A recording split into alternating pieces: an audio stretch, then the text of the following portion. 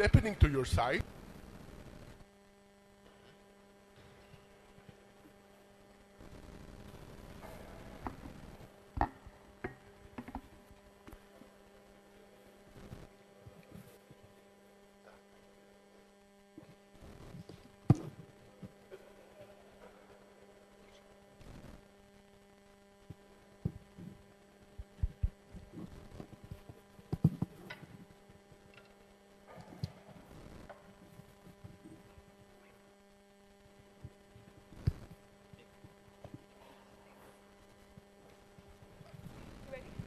Okay.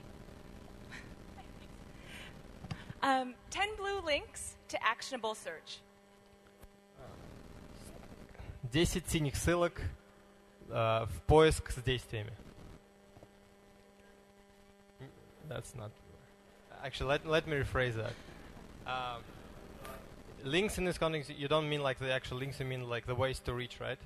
Yeah. 10 способов достичь поиска с действиями.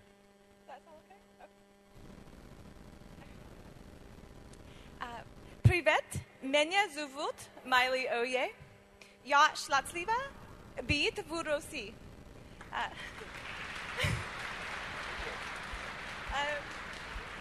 Теперь я должна говорить по-английски.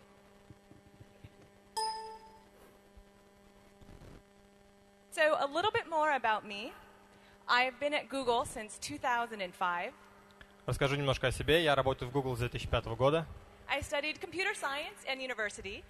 Я изучал компьютерную науку в университете Калифорнии, Беркли. And this is actually my second time in Russia. I was here as a student exchange program in 1991. Я уже второй раз в России. Я была здесь по программе обмена студентов в 91 году.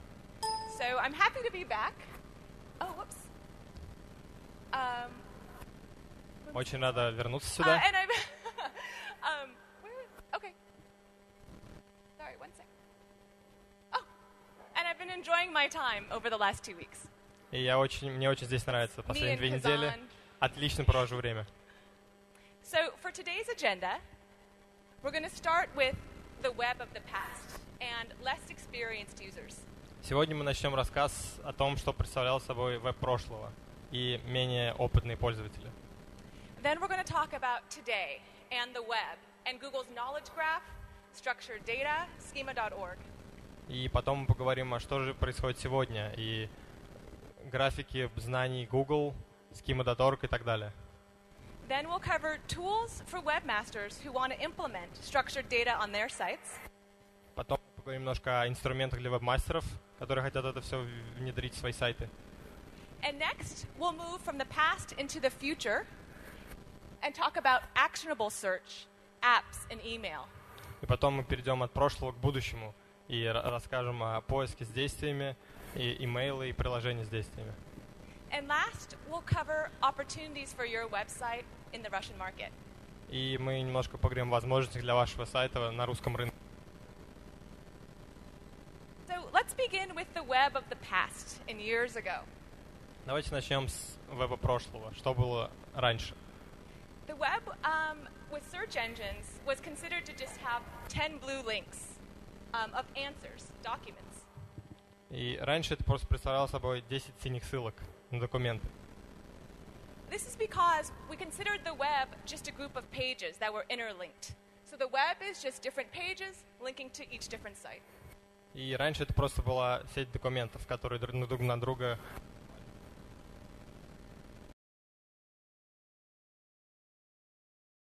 In the past, search engines thought about just indexing text or strings in documents. So we would match a query like Leonardo da Vinci with text that we found on a web page. И раньше индексировались просто слова и строки. И вот по тексту Леонардо да Винчи мы просто искали Леонардо да Винчи и выдавали вам. In the past, searchers were all on desktop. И весь поиск производился с компьютеров. Ranking was considered just the number one factor and the biggest factor. И ранжирование было самым первым фактором, самым главным. In the past, search engines helped website owners with lead generation. И раньше поиск помогал владельцам сайтов с тем, чтобы привести людей на свой сайт. So I'm going to cover the search marketing funnel, and that's this blue image here. И мы поговорим о такой пирамидке поиска, которая здесь представлена. So in the searcher funnel, you first have visitors perhaps coming through search at the top. Вот были пользователи, которые приходят с поиска на самом верху. You're obviously going to lose some of these visitors, right, as they become more engaged in your site. И когда же они понимают, о чем же ваш сайт, конечно же, часть пользователей уйдет. But if they're enjoying the engagement, then they might see the call to action, Но если им понравилось, они увидят призыв к действию. which is then hopefully reaching conversion and actually making a sale or purchase. И затем уже произойдет конвертация пользователя, и он уже сможет сделать покупку и так далее. So the goal of many business sites is to bring users from visitors all the way to conversion and actual customers. И цель многих веб-сайтов была просто пройти от пользователя до конвертации, от посетителя первого до конвертации. But you can also get more customers when there's actually customer loyalty and they come directly back to your website as well. Но есть еще такая вещь, как верность покупателя, и они просто приходят сразу уже делать покупки на ваш сайт. But again, in the past, search was just about bringing leads. Но, опять же, раньше поиск был только, чтобы привести пользователей первых на ваш сайт. In the past, there were also less experienced users. So users were afraid to enter credit card information, bank online. И раньше пользователи не были опытными. Они боялись вводить свою информацию банковскую и кредитные карты на сайт. And users couldn't distinguish a low-quality site from a high-quality site. И пользователи практически не могли отличить качественные сайты от некачественных. But today, from the past into the present, Перейдем от прошлого к настоящему. Что сегодня? it's not just a web of pages, but there's also identity and profiles. Это уже не просто сеть страниц и документов. Есть профили. So a web page, like Article A, isn't a standalone page, but actually links to an author or a person. И какая-то статья или страница на сайте — это не просто отдельная статья. Она еще связана с каким-то профилем автора. So rather than just having regular text documents, we've incorporated in the web profiles and identity. И мы уже вставили в ваш сайт профили и идентификацию автора. Today's web also has more credibility with this identity. Также это все более надежно и проверяемо. So a page like Article A actually has an author that we know about, and that has followers who like this author. And these followers have more followers who also like them. And we've connected users and documents. Итак, например, у статьи А есть автор, который написал ее. Есть люди, которые у него в друзьях или в кругах, или фолловят его. И у них тоже есть люди. Соответственно, это все такой круг. Today, rather than just desktop, there are many devices, like tablets and smartphones. И кроме простых компьютеров, есть очень много девайсов, таких как смартфоны, таблеты и так далее. And one thing I want to highlight with more devices is that in the United States, the mobile experience on business websites isn't as far as the user's skill level on these mobile devices.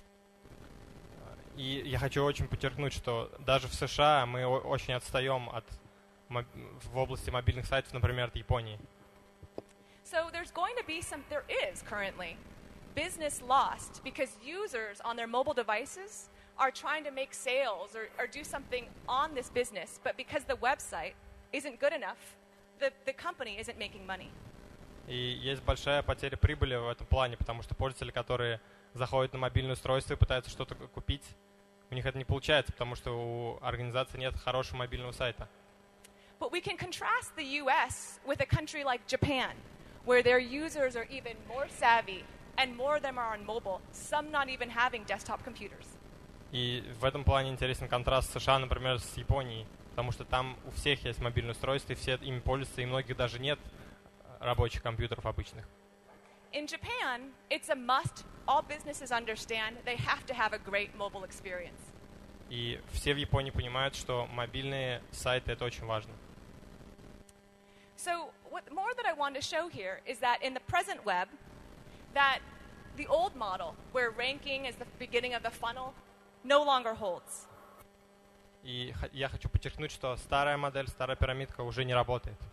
In today's web, with search engines, there's now personalized rankings. Rankings based on location, on a searcher's history and their preferences. Сейчас существует персонализированное ранжирование, основанное на истории пользователя, на его геоположении и так далее. And rather than just having 10 blue links that give answers, there's search appearance and rich snippets that can enhance your result. И кроме простых 10 ссылок, есть еще кусочки информации в поиске, которые дают определенную дополнительную информацию пользователю. In today's web, it's more than answers, it's knowledge. И сегодня веб — это уже не просто ответ, это знание. Articles can highlight authors. У статей сразу выдается автор. Events have a more readable display. И у событий дополнительное представление, более читаемое.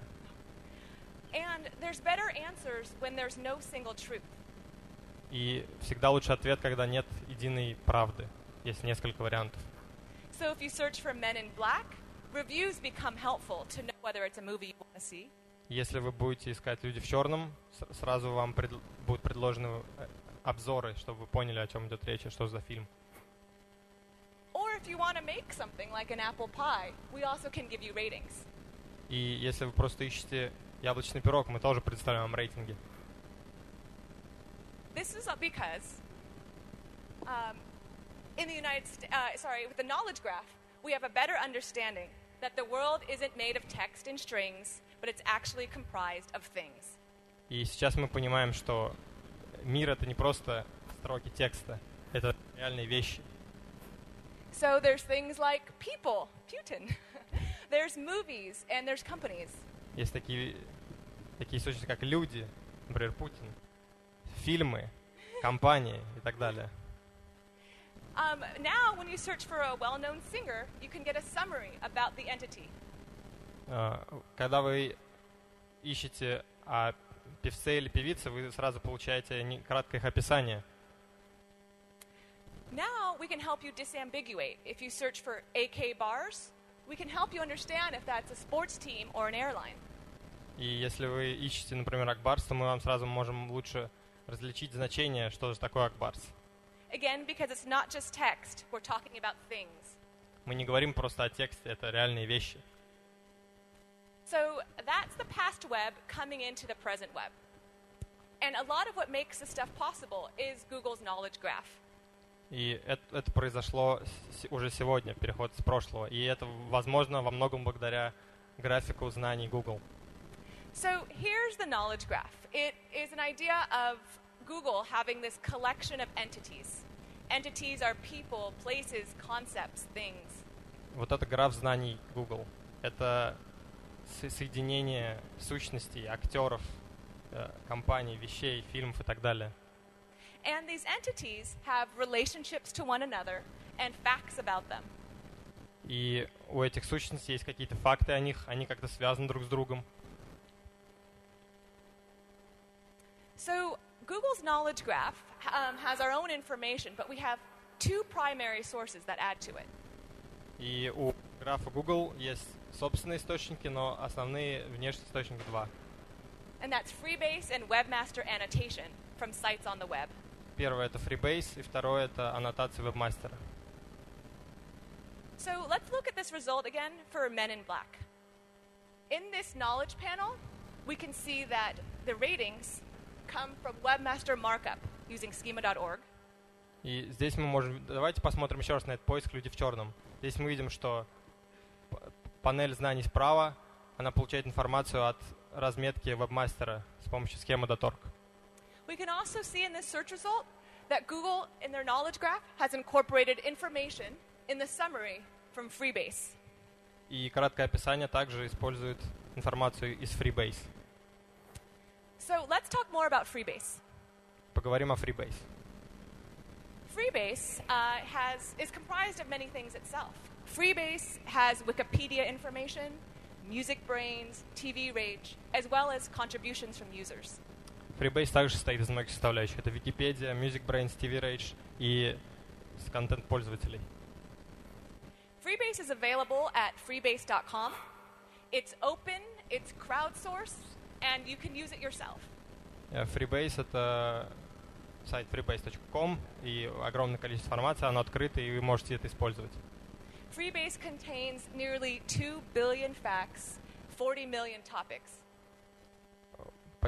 1,9 миллиарда фактов, 40 миллионов тем и так далее. And you can use Freebase by downloading it directly to a memory stick, or you can use their free APIs. Вы можете загрузить на свою флешку или использовать их API. So let's talk about what Freebase has in it. So inside Freebase, there might be an ID of Will Smith. Так, что же происходит внутри Freebase? Есть у нас сущность Will Smith. Will Smith appears in the film Men in Black. Уилл Смит играет в фильме «Люди в черном». Will Smith has a place of birth in Philadelphia, Pennsylvania. У него есть место рождения в Филадельфии, штат Пенсильвания. And Will Smith has recorded the album Big Willie Style. И также он записал музыкальный альбом Big Willie Style. And all of these different topics are connected to more nodes throughout Freebase in the graph. И все эти темы и сущности также соединены с другими по всему этому графику Freebase. So what happens within even Freebase is there is a schema that defines the relationships between all these nodes. И отношения и связи между этими сущностями также используют схему. So Will Smith has a unique ID. У Уилла Смита есть его уникальный ID. And his ID is tied to film, actor, performance, Men in Black. И он связан как актер в определенном фильме с фильмом «Люди в черном». It's also connected to the other schema of people, person, date of birth, Philadelphia. И по другой схеме его место рождения он связан с объектом Филадельфия. And music, artist, album, Big Willie Style. И по схеме музыка, артист, альбом с его альбомом Big Willie Style. I just wanted to let you guys know that Freebase, again, is totally openly searchable, editable, and accessible. So any of the information that Google's using from Freebase, you can use as well on your own site or your own product or service. И я хочу подчеркнуть, что Freebase — это очень открытая система, она открыта для модификации, и вы это все можете использовать на своем сайте. Все, что Google использует, вы сами можете использовать. And it's also available in Russian, as you can see. И на русском также он доступен, как вы можете видеть. So we covered this idea of the Freebase contribution to Google's knowledge graph. Another contribution is webmaster annotation. This is from websites all over the web, using schema.org markup or structured data highlighter. Другой источник информации для графа знаний Google — это аннотации вебмастера, используя schema.org и структурированные данные. So this part, again, going back to the Men in Black query, it's these ratings that are actually coming from the website imdb.com. И здесь вы видите опять при этом запросе «Люди в черном» эти рейтинги, которые мы получили с сайта imdb.com. So Google has indexed this web page and found these ratings and incorporated them into our knowledge graph. И Google проиндексировал эту страницу и использует ее в нашем графе знаний. So what is this idea of webmaster annotation? It comes from schema.org. Что же такое аннотация вебмастера? Это все использует schema.org. Schema.org has a list of taxonomies and a vocabulary to use on your website when you mark up content. Schema.org включает в себя список целой систематикой, таксономий, сущностей, чтобы вы могли это использовать на своем сайте. Some of the major partners are Google, Yandex, Microsoft, Yahoo. Основные партнеры — это Google, Microsoft, Яндекс и Yahoo. So let's look at schema.org in practice. Итак, что же такое schema.org на практике? So here is one of the taxonomies. Thing, creative work, movie. И вот это одна из систематик. Вещь, ее креативная работа, фильм. So let's look at a regular web page. So this web page has an H1 with men in black. И давайте посмотрим на обычную страницу. Вот есть заголовок «Люди в черном». It has a paragraph tag describing the movie. И есть тег параграфа, который описывает кратко этот фильм. With markup from schema.org, we can say item scope. So this is going to be a schema.org/movie. И с помощью разметки schema.org, вот вы можете здесь видеть http schema.org/movie. We can see that the name is Men in Black. И мы можем привязать здесь, что это имя «Люди в черном», название фильма. And we've marked up the description being this paragraph. И мы сделали разметку вот этого параграфа как описание этого фильма. Now, when search engines like Google see this page, it's not just text on the page, but we're pretty clear that this actually describes a movie, and this is the movie's description. И когда Google индексирует эту страницу, он понимает, что это не просто текст, это описание вот этого конкретного фильма, и вот это, откуда можно взять это описание. You can also add an actor. Вы также можете добавить актера. Like Will Smith. Например, опять тот же Уилл Смит. With schema.org/person. schema.org/person. You can also link to another page on the web, like href people/Will Smith. Также можно ставить ссылку на другую страницу. href people Will Smith. So this is the part where the web is not just about documents. It's not just about identity. But we've tied in structure, and the structure can have links to other structures. И вот здесь мы говорим о том, что сегодня веб — это не просто документы, не просто личности, это все связанная система, которая относится друг к другу и связана друг с другом. Another thing I wanted to introduce was the same as property. И также это я хочу поговорить о свойстве same as. So on your website, if you have an actor like Will Smith, you can tell us exactly who this Will Smith is by using same as. И если вы используете на своем сайте Уилла Смита, то вы можете также сказать нам, кто же такой на самом деле, используя тег same as. So, but there's many Will Smiths out there. But if you link to his Freebase ID, or his Wikipedia page, or his official homepage, then we'll know it's the same Will Smith. Потому что Уилла Смитов-то много, но если вы нам дадите ссылку same as на его страницу Freebase, на его домашнюю страницу и так далее, мы можем понять, что это действительно тот самый Уилл Смит. So let's say that this is your website, and you have these entities. You're talking about A, B, D, and C. But let's say another website, or even within Google, we have 1, 2, 3, 4. И давайте представим такую схему, что вот на вашем сайте есть 4 сущности, они связаны таким образом: А, Б, С, Д. И на другом сайте, или даже на Гугле, есть другая схема: 1, 2, 3, 4. If you tell us, using same as, A equals 1 and C is the same as 4, И если вы используете same as, нам покажете, что A — это и есть 1, а C — это 4, then we can start to consolidate that knowledge within our own knowledge graph. и мы можем собрать и объединить эту информацию в нашем графе знаний. And so here's how you've tied in the data on your website with existing knowledge that Google has of entities in the world. И теперь вы собрали информацию на своем сайте и объединили ее с той информацией, которая есть у Google об этих сущностях.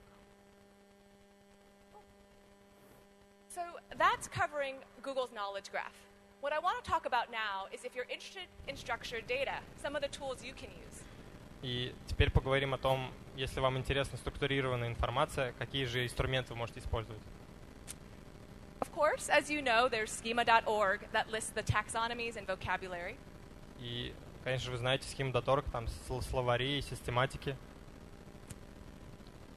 There's also Google's Webmaster Help Center, available in Russian, Есть центр помощи веб-мастерам Google, также на русском. where you can read about rich snippets and structured data, according to Google. Вы можете прочитать там о отрезках информации, о структурированной информации и так далее.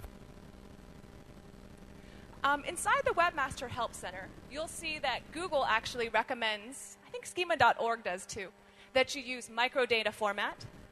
И о том, как же делать эту разметку, мы рекомендуем, и Schema.org тоже рекомендует microdata. Есть также другие форматы. And we tell you of all the schemas on schema.org, of which there's hundreds, that we actually support these 7. И на Schema.org есть сотни схем, но мы пока поддерживаем вот эти 7. You can imagine that given this investment in knowledge graph and structured data, that this 7 will increase to many more over time. Но, конечно же, учитывая наши инвестиции в эту сферу и в граф знаний Google, этот список будет пополняться постоянно.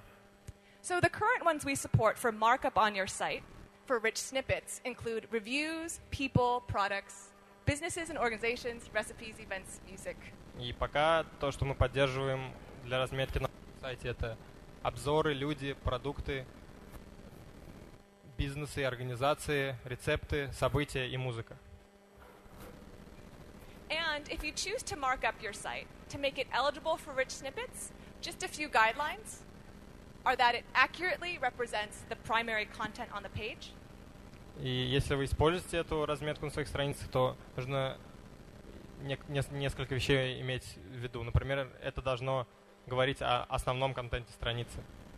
And that it's visible on the page. Like on IMDb, users, as well as applications like search engines, see those star ratings.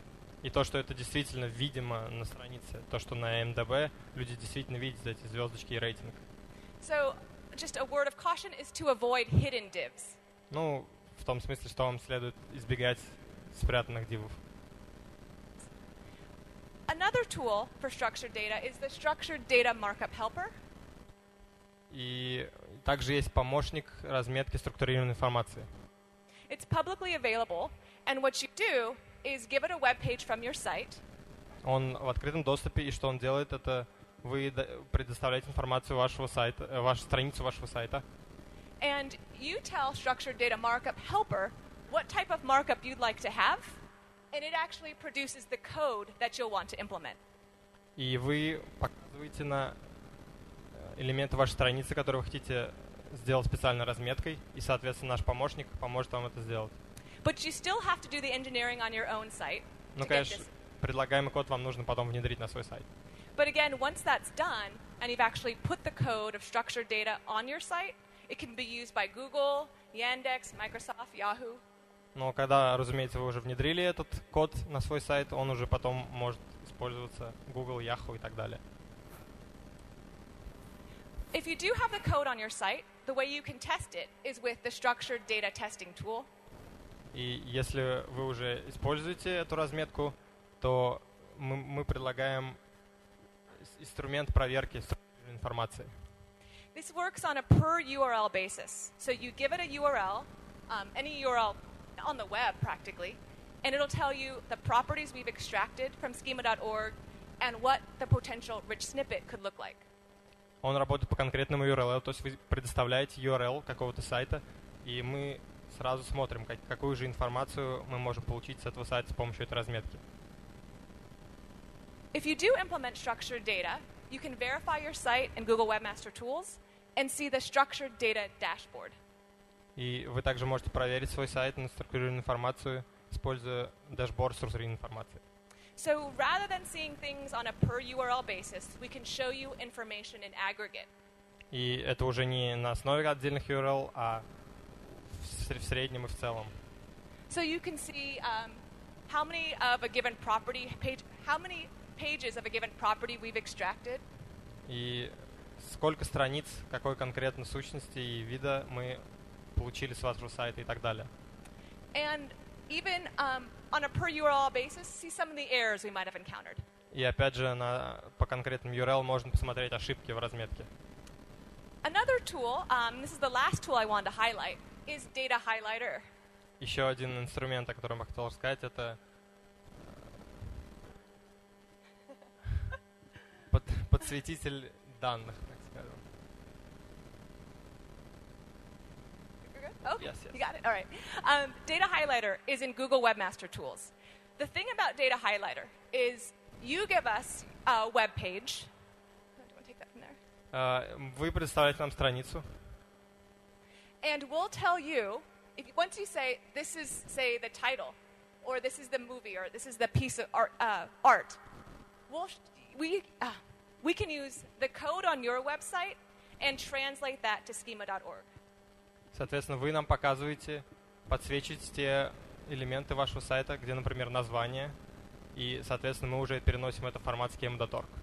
So we can use the existing divs or spans that you have on your HTML and convert that to our knowledge graph's understanding of schema.org and structured data. И мы используем ваши уже имеющиеся дивы и спаны на вашем сайте, и мы преобразовываем это в тот способ, тот вид данных, который мы можем использовать для своего графа знаний. So the great thing about this is it requires no extra engineering effort, right? Just some manual entries.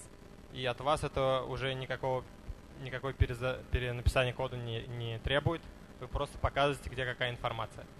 And once you tell us the structure on one page, we can find that same structure on many pages on your site. И если какую-то структурированную информацию вы показываете в одном месте, мы также ее можем найти в куче других мест. The downside of this is that only Google will understand this. Because you haven't put the code on your actual site, it's not going to be available to search engines like Yandex. Но это поймет только Google, потому что вы, собственно, не изменяете код своего сайта, и это хранится у нас, и только мы это сможем использовать. So those are the tools. Now let's talk about exciting stuff like actions and anticipating users' needs in search, apps, and email. И теперь поговорим о таких интересных вещах, как действия и предвосхищение нужд пользователей в приложениях, имейлах, в поиске. So, right now, this is available in US and English. I'm sure it'll be coming to Russia someday. But you search for something like Aeroflot, and the action is you can track flight status. И в американском Google это уже доступно, до России это скоро дойдет также. И вы ищете строку Aeroflot, и сразу вы получаете статус вашего полета, статус вашего рейса. So, search is no longer about answers, and it's not just about knowledge. It's actually about task completion. И это не только информация и даже не знание, это уже выполнение каких-то задач. Ultimately, best serving the user's needs. И это все, что нужно пользователю. In ads, currently, there's even more actions. So right now, you search for Pulp Fiction. Также есть еще больше действий в Google Ads и в рекламах. Вы ведете поиск криминального чтива. And you can see here, we can help the user actually purchase the movie. И здесь мы сразу можем помочь пользователю приобрести этот фильм. And this is just purchasing, but you can imagine there can be even more uses. They might want to watch the trailer. They might want to add it to their DVD queue. They might want to find a movie and buy tickets at a theater. И это только покупка, а есть еще множество других применений, таких как посмотреть трейлер, добавить в очередь просмотра, купить билеты на какой-то фильм. Inside of email, there's structured data as well. И в имейлах также есть структурированная информация. So, email can be formatted as HTML, and as HTML, it can take structured markup. И email может быть в виде HTML. И, соответственно, как HTML мы можем там иметь также и забирать оттуда структурированную информацию в виде разметки. So just as we have things like rich snippets and actionable content in search, you can have a rich email that explains your flight. И так же, как у нас есть контент с действием в поиске, также это может быть в вашем имейле, информация о полете. And it can even be actionable. Now you can check in. И также там есть действия, вы сразу можете подтвердить то, что вы будете на рейсе. And this is due to, again, using schema.org structured markup. So rather than just having properties, we can have actions. И это все использует структурированную разметку schema.org. Но кроме простых свойств и объектов, у нас есть действия. Schema.org has proposals to do actions like purchase, add to cart, save, add to queue. В schema.org есть такие предложения, как покупка, добавить в корзину, добавить в очередь и так далее. Again, making search not about knowledge, but about actions and task completion. И опять же, в поиске сейчас главное не знание, а действие и выполнение задачек. Search now and in the future is going to become more conversational, whether it's search, apps, or email. И также будет в поиск будет встроено общение. Это в веб или в приложениях или в имейле. So you can talk into your phone. I actually do a lot of voice searching. And actually just be able to ask, is there an email from Maureen? And your Gmail client will pop up. И с помощью распознавания голоса вы можете разговаривать со своим телефоном. Я это очень часто использую. И вы можете спросить, есть имейл от Мари, и сразу же вам выдастся определенный результат. Or you can converse and ask, when is the birthday party on Sunday? And apps, using all this structure, can be like your personal assistant. И приложение с помощью структуры информации может вам даже дать ответ на вопрос, во сколько же будет вечеринка в воскресенье. Furthermore, rather than forcing you to actually type something or ask something, we can actually anticipate your needs. И кроме того, мы можем также предвосхитить ваши нужды. So you can ask, actually this is on Google Now, this is currently available, is on Google Now you get a card that tells you when is your next meeting. Or if that day you're leaving on a flight, it can give you this information about your flight. И это все уже используется, Google Now работает. Если у вас есть запись о том, что у вас полет в такое-то время, приложение предоставляет вам нотификацию, что вот у вас скоро полет. A lot of times I book my reservations for dinner online, and Google Now actually tells me, because it's on my mobile phone. И я часто пользуюсь бронированием мест в ресторанах с Google Now, и, соответственно, он помогает мне. And it can let me know that my dinner is in half an hour, and it's going to take me 12 minutes to walk there. И затем он сам мне говорит, что полчаса осталось до моей брони, и чтобы дойти туда, мне нужно 12 минут. Again, it's anticipating my needs. То есть он предвосхищает мои нужды. So the last section I wanted to talk about was the opportunities that I think many of you have here. И напоследок хочу поговорить о возможностях, которые у многих у вас здесь есть. So some of these well-known restaurants in Kazan look pretty good. This is searching for meat stick, and we have ratings and directions. И поиск на некоторые хорошие рестораны уже неплохо выглядит, например, «Мясной удар».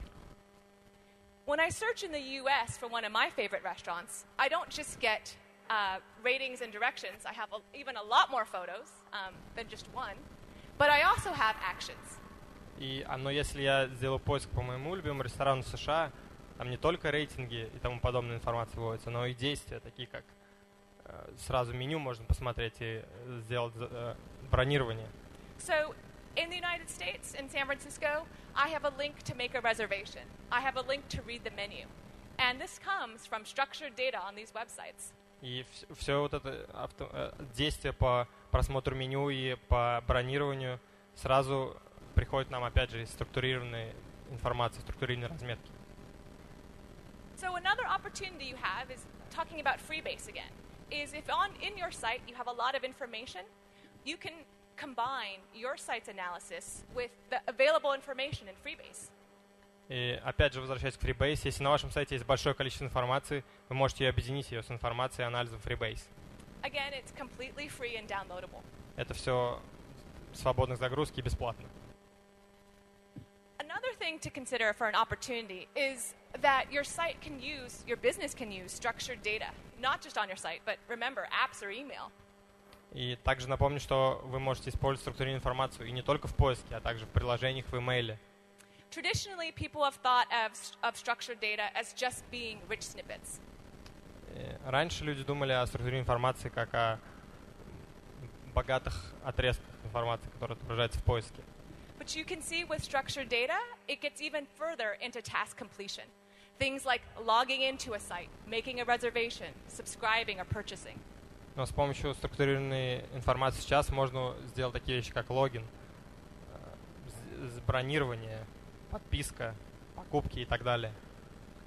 And so today, rather than search engines just giving you lead generation, и сейчас поисковики уже не просто дают вам пользователя, который только что приходит на ваш сайт. now from search, from email and apps, there's all this engagement coming to your site. И теперь из поиска, из приложений, из имейла, с разных всех этих сторон приходят пользователи на ваш сайт. So if a searcher or a user can make a reservation, they don't come to the top of the funnel. They immediately are at the call to action or conversion. Если пользователь сразу может с поиска сделать бронирование, значит, он не приходит не наверх этой пирамидки, а он сразу приходит уже к призыву к действию. Immediately from the search page, they might be able to subscribe or purchase. Again, converting immediately rather than going through the whole funnel. И также он может сразу сделать покупку или подписаться на рассылку, то есть это уже конвертация сразу, пропуская все эти шаги. Your existing customers can further engage with your site. They can log in, or they can check the status of a package or their flight, or they can write a review. Again, more engagement for your site. И существующие пользователи могут также совершать больше действий. Они сразу могут логиниться, могут проверять статус, могут писать обзоры. All of this is leading, obviously, to even more business. И все это приводит к улучшению вашего бизнеса. So, what I wanted to leave you with, and this is my last slide, is the idea that there's a huge opportunity here for you to prepare for the future. 5 years from now, say in 2018. И я хотел бы закончить на том, чтобы напомнить, что у вас сейчас огромные возможности приготовиться к будущему, к тому, что будет через 5 лет, в 2018 году. And you can imagine that users aren't going to be in Russia doing the same things they're doing now, right? They're going to be more experienced. These more experienced users are going to be able to recognize quality websites, and they're going to expect quality engagements. И вы можете представить, что пользователи в России не будут делать то же самое, что они делают сейчас. Они будут более опытные, они смогут различать качество веб-сайтов и так далее. In the US, there's a term called the first mover advantage. И в США мы используем термин преимущество первооткрывателя. Companies that have done this is like Amazon, or I think in Russia it's Azos. You mean the online? Yeah, online. Ozone, maybe? Yeah, Amazon? Ozone. Ozone? Oh, okay. Ozone. Yes. And the idea of a company like Amazon is they didn't have a storefront at all, but they realized that while some users were uncomfortable buying online or entering their credit card, eventually these users would become more experienced and would want to purchase more.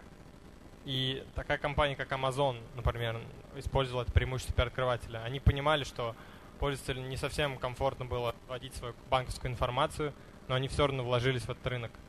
So if you can anticipate where users are going to be, rather than just serving their needs now, there's that huge first mover advantage of brand recognition as well as increased business. И если вы можете предусмотреть, на какой же рынок перейдут пользователи дальше, а не просто удовлетворяете текущие нужды пользователя, это может дать вам большое преимущество и узнавание бренда. And in Russia, I think there's huge opportunities with building a business with great customer service or building a business that's using structured data to help your users complete tasks. И я считаю, что в России есть отличные возможности для того, чтобы создавать бизнес с структурированной информацией, чтобы сразу там выполнять действия, или создавать бизнес с хорошей поддержкой. And so this brings me to the biggest reason why I wanted to come and speak in Russia, which is that I wanted to convey my hope that being that you are... Do you want me to stop? Do you want to convey? И моя главная причина моего визита в Россию, то, что я хочу вам передать. Being that you are extremely technical, started off as probably the most technical SEOs of any country in the world. Принимаю внимание то, что вы самые технически продвинутые SEO, наверное, из всех стран. That you balance this great intelligence and creativity in meeting today's business needs with actually planning for the future and future investments in a quality site, quality content, and a great experience for users. Но вам всегда нужно искать баланс между нуждами пользователя сегодня и тем, что будет происходить через 5 лет в будущем. И всегда предвосхищать, что же будет дальше. Thank you for your time. Спасибо за ваше время.